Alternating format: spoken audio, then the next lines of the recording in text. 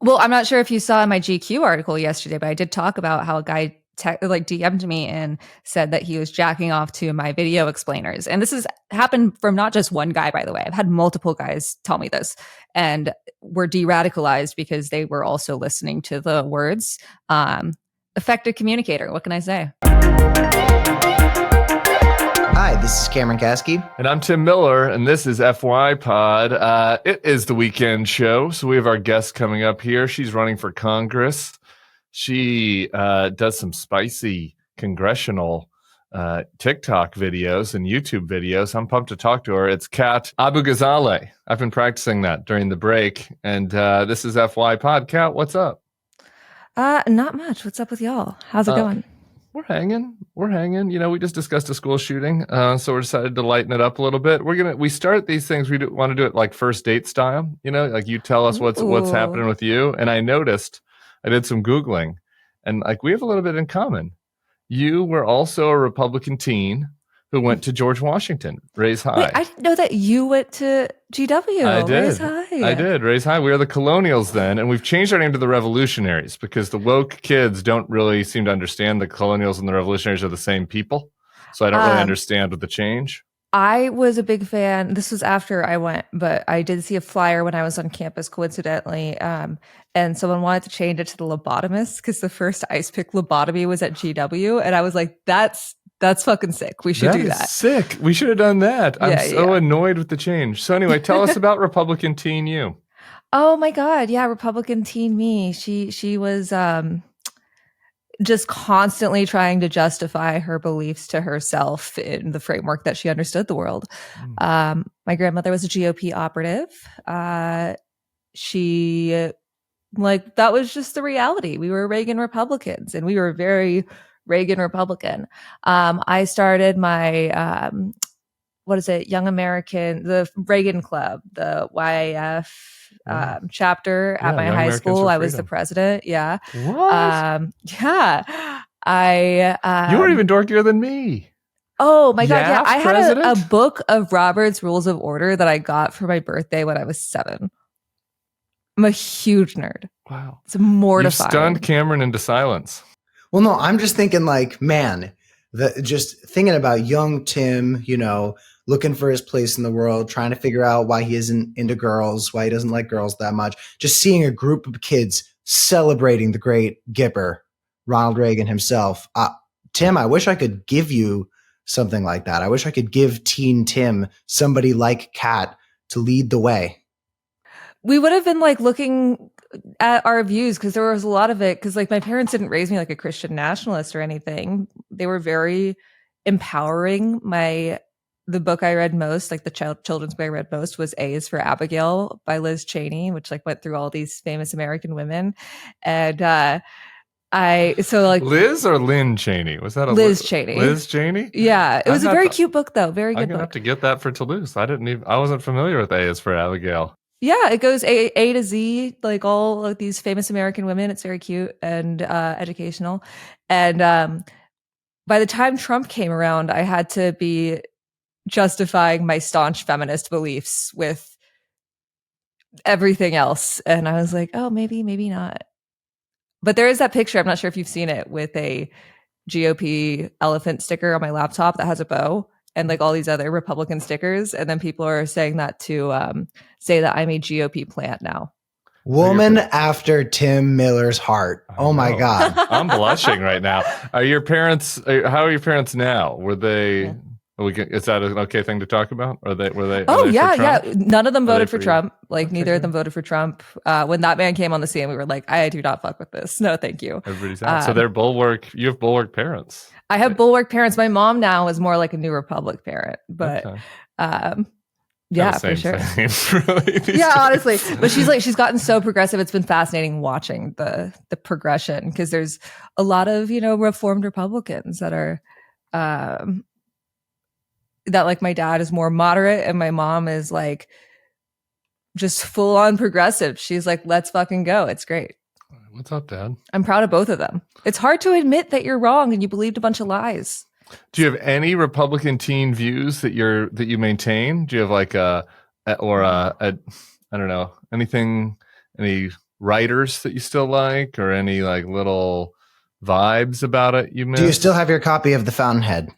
Yeah, or a I pocket actually submitted constitution? an essay to an Ayn Rand essay contest and won like $500 for that in high school. Hell yeah. I do have like my Republican memorabilia from my grandma. I have my Bush beanie baby, my Bush inaugural beanie baby somewhere around here. But there's Oh, not one God. like sneaky view. There's not one like you kind of secretly don't Yeah, like I mean, red tape. obviously, I think that women shouldn't have rights, but Okay. besides that, These days, that one is kind of bipartisan. oh right, And I yeah, just, that's for sure. That's for sure. But no, okay, I do you mean- have one that I can't think of one right now? Do you have one? me? Well, Does I mean, Tim have one? yeah, I do. I do. I do. Sorry, that was a bad question. I do still like cutting red tape. That's me. I think that we'll talk about the debt later. I've got some concerns about your proposals about the debt, and America should be a land of freedom and opportunity. I still like that. You've got to feel that way, right? Oh yeah, I mean, like Milk there's. and honey. I have tons of like I think I just consider them like common sense tendencies, but are rooted in like the libertarianism that my grandmother, encouraged. And There you that go. What's your kind of was- libertarian view? And Huh? besides women's bodies, like what is your libertarian view? You got a Oh libertarian? my God, just like leave everyone alone. If you're not hurting anyone, there's no problem with that. I just want everyone to be able to do their thing, but also be able to exist without having their entire life force sucked out by corporations. Ooh, okay. Went back lib there at the end of the answer, Mhm. but it was Live love, let's pretty go. Wait, so it's what about being against corporations is anti-libertarian? Seems like the libertarian. Well, we should let corporations run rampant over the populace. Was like corporations are people, my friend. I don't know if you guys remember that. Hey, Citizens United. That's Yeah, a we did throwback those to an old FYPod episode. We should probably talk about your campaign. This was going to be Cameron's job, but I guess I'll run the show. So you're running for Congress. Uh-huh. I guess tell us why. I'm running in Illinois' 9th district, and I'm running because I just got sick of watching Democrats do nothing to Trump. Just let him steamroll the country, and we can't just keep waiting around for someone else to do things. I wanted to make some change instead of hoping for it. We're all we've got, and there are changes I want to see in the world. I think there's a different way we can do politics, and so I'm trying to do that. And what is the different way, do we think? A big thing is how we spend our money in campaigns, and how we spend our money as a party. Both parties, everyone should be doing this, in my opinion. Instead of using the same tactics from like 2005, we need to ditch the old playbook and adapt to the current day. So we are spending most of our money on mutual aid and community outreach. For all of our events, they're all accessible, no matter your income. You don't need to drop several thousand for a plate. Our first event, for instance, you brought a box of pads or tampons, and those were donated to Chicago's Period Collective because those are expensive, and there are lots of people who can't afford them. All of our events will just have a small material donation that anyone can get. There's no cat photo line? No photo line? Yeah, that's how we do it at Republican events. You pay $1,000 to get in. Oh, and then if you I want to do get remember a photo, that as a child at Republican If you want events. to get a photo, you pay $2,000. And I think you should be charging the young MAGA guys that want to have a selfie with you. Yeah, you should charge them. Oh God, maybe in my alternate universe grifter era, but for this one, it's we're just trying to make things as accessible as possible. Trump is creating a lot of gaps in people's material needs, and so we want to be cutting checks to local orgs. Our events are going to be fun and accessible, like I said, but not just things you associate with politics. We want to do concerts this summer, stand-up events. Someone on our Discord was like, host a Mario Kart tournament. And I was like, fuck yeah, we want to get creative with it, weird with it. Stuff you'd want to go to even without a political name attached. One thing I'm really excited about this summer, for instance, is we're doing a high school public service grant. So a bunch of high school students will be able to apply for a check to help them do a community service project this summer. And we can also mobilize our 1,000+ volunteers to help them accomplish that. It just seems like a huge waste to spend so much money on consultants that just do like a hour phone call with you a month and don't deliver anything else, or put all of your eggs in the paid media basket, when what if you could be trying to talk to people instead of constant call time? If we're just constantly fundraising and doing nothing else, it seems like a huge waste for everyone but the people involved in the political machine. So we're hoping by the end of this campaign, win or lose, our money isn't wasted.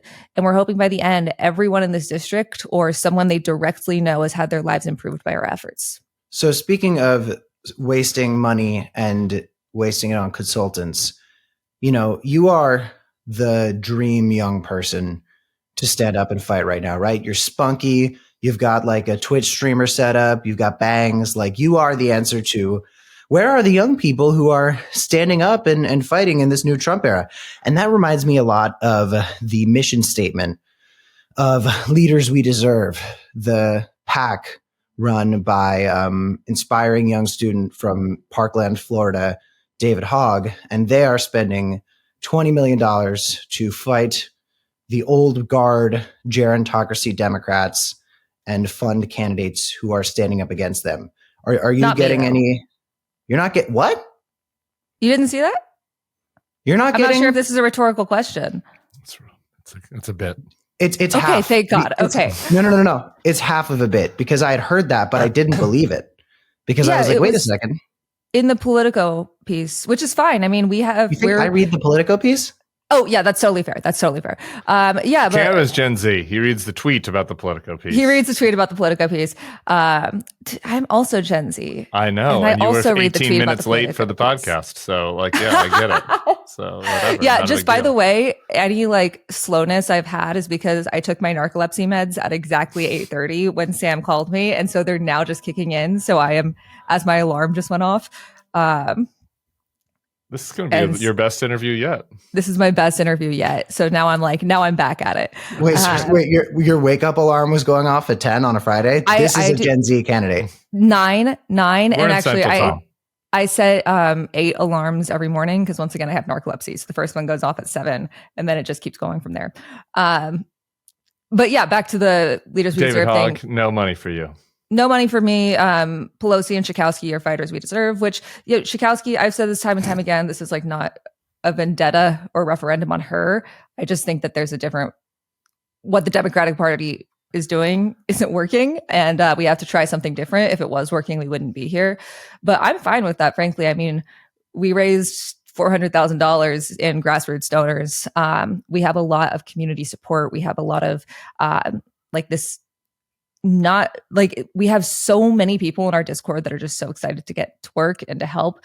I'm a lot less worried about needing to cater to establishment or what's the way I could say this? Once again, the meds are kicking in as I Washington D.C. PACs. Yeah, and he does kind of dress like a Republican, I would say, David Hogg. I don't know that means that the money is more Republican, but it feels like a to be fair, in high school, I did wear pantsuits sometimes because I had to go to debate tournaments. Reluctant debate kid. I loved winning. I hated Crew critter pants. We were Republicans in high school. Things changed. Brooks Brothers over here. Okay. This is so interesting to me because I've been super woke the whole time. Like when I was 7 years old and I was watching Obama win the election, I was like jumping up and down on my couch, telling my autistic little brother, like, God, Obama's going to win. Obama's going to win. He had no idea what the fuck I was talking about. Meanwhile, now he pays taxes and he works. So RFK Jr. I heard that's not possible. No, it turns out autistic people can actually be pretty high functioning and can come in and gut government agencies and build rockets and sire 16 bastard children. But anyway, so Kat, you're raking in grassroots money. You've got all the people behind you. You've got this exciting momentum, and you have an interesting, exciting new way to run, right? Community outreach, mutual aid, all these different things. Let's say you win, right? You're going to win. You're going to win big time. It's going to be a landslide. What's your different way of going in and doing politics now that you are the Congresswoman for Illinois 9? I mean, I am just one person, so we can't just win a majority, but we have to have a majority of that majority to want to actually do things and not be beholden to corporate donors. As for myself, I want to expand constituent services a lot. I want to, we're going to need them even more. And this is a district that really knows what constituent services are and uses them, which is awesome. It's amazing. I was on stream yesterday and someone was like, is this kind of like customer service? And I was like, that's exactly what this should be. And so we want to ensure that any of those gaps that Trump is creating are filled. If you are on the Northwestern campus and you get arrested by ICE, we are going to do everything we can to locate you as soon as possible, hook you up with a lawyer, and get you back home. Additionally, I think that it's crazy that we call and like leave a voicemail into the void when you want to talk to your rep urgently. I know this seems like not important, but I personally think it is. We should be having a chat feature for our congressional offices for constituent services. It's 2025. People under the age of 30 hate talking on the phone. Let's do that. I'm older than 30, unfortunately. Talking on the phone is horrible. Please don't call me. Just have a chat feature. This is not that difficult. I'm sure there are things that you need to do to establish that, but we should have already done this. Every party should have already done this. In terms of being different on the Hill, my expertise is fighting the far right, and I want to take that there. The fact that Democrats have been rolling over, that's exactly what authoritarian regimes love. They thrive when you vote for their CR. They thrive when you censure members of your party for standing up during an address. We should have had Democrats standing arm in arm in front of the Treasury Department as Elon Musk's army of little Nazi virgins marched in there and blocked it and forced them to sick police on Democrats or stand down. You have leverage, you have status, you are an elected member of Congress. Use it. Because they don't go after you first. They go after the little people. That's what we've seen with hundreds of people deported to a concentration camp in El Salvador. Those are people without status and privilege and reputations. We're seeing this with students on college campuses. We're seeing this with federal workers that are losing their job for no goddamn reason. Do something because you can. What Van Hollen just did. Yes, talk about that. I was going to ask you about that. It actually does matter. All these Democrats are like, we can't do anything. We're in the minority. Nothing we do matters. And it's like one senator actually does something, and we get one, and then one of the people at least gets to leave the frickin' concentration camp, not permanently yet, but you saw progress there. So talk about what you saw from Van Hollen. Yeah, Van Hollen is consistently on the right side of issues like this. He is one of the only members of Congress that has consistently been following up on Shireen Abu Akleh's death, and who is a reporter who was killed in the West Bank, I believe, and was an American citizen.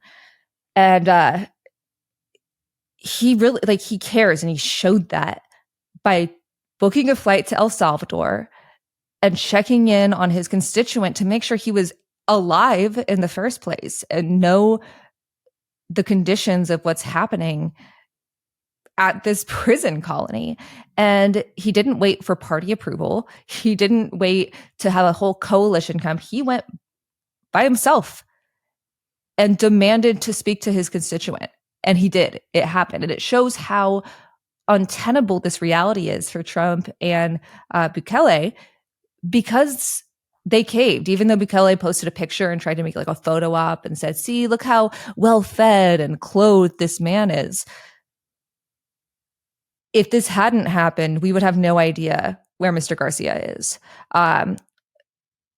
It takes, once again, you have status, you have reputation. People care about what happens to you.